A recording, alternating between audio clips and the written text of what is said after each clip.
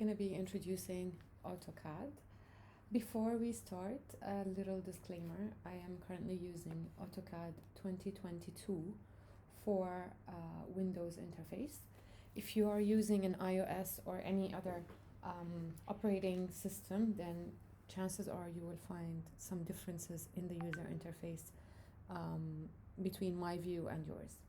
Nonetheless, we're going to be depending on, mostly, we'll be depending on keyboard shortcuts and commands, which makes things slightly easier when it comes to the user interface. So I'm now going to start by opening my AutoCAD application or my AutoCAD software by allocating the icon in the start menu or on my desktop, and it should look like this. So I am going to double click on it, and I'm going to be starting my AutoCAD. It's going to take a while. It's normal, and if the specs of the computer aren't very high, then it might take a while and it might be a bit troubling for some of you. Just wait, be patient, and it should open. When I first get to my AutoCAD application, I'm faced with the welcome screen. This is where I would normally find most recent files that I have worked with. Alternatively, I can open an old file that I already have saved on my computer, or I can start a new document by pressing on new. Right now, we don't have a new file, but I will be pressing on new to start a new document. In my view, the background is white. The default is black, so that's fine if yours is black and mine is white. I'll teach you where to change it in a minute. But before we do that, let's get introduced to the different parts of our view. The first one is the ribbon, where you find most of your commands on top in icon view. Now the ribbon is divided into tabs, as you can see. Each tab is divided into groups. So we have the draw group, the modify group, the annotation group, layer, and so on, and that is on the home tab. If I go to insert, I will find different groups, and same applies to annotate and to parametric or any other tab that I have a look at. I'm going to go back to my home tab right now, and I'm going to continue introducing my workspace. Right here is where we have the workspace. This is an infinite or an endless space where all the drawings are going to take place. No matter how much you zoom out or in, you will always find spaces. Sorry, no matter how much you zoom out, you will always find more space to work on. And this is why it's called the workspace. And when we print, or when we want to see how our drawings look like in a paper format, which is a limited format, then we're going to have to look at a different view. Before we go there, I'm going to look at the bottom where I find my command line. This is where all my commands will appear, and we always need to learn to keep an eye on the command line because it is what tells us what we need to do next. Further, on the lower right corner, I will find my shortcuts, and those are icons that I often use as a designer to change my view. So for instance, I can turn my grid on and off from here, or I can, by pressing on the ortho mode, I can turn my ortho mode on and off, and we'll talk about it as we start setting up our workspace.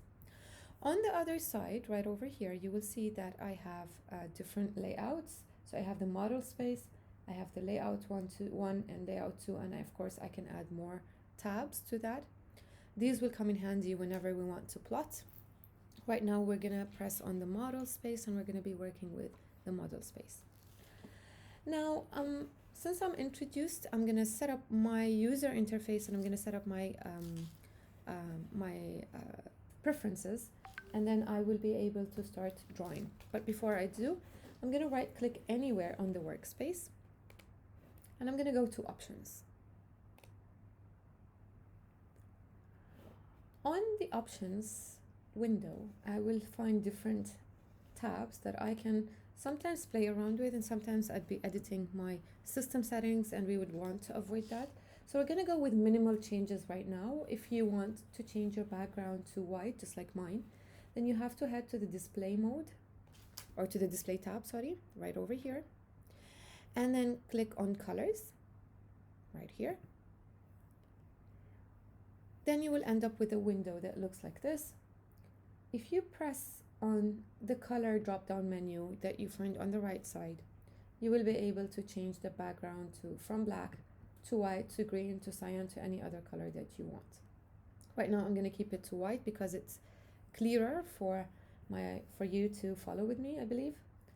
I'm going to click on apply and close so that the changes I placed can take effect.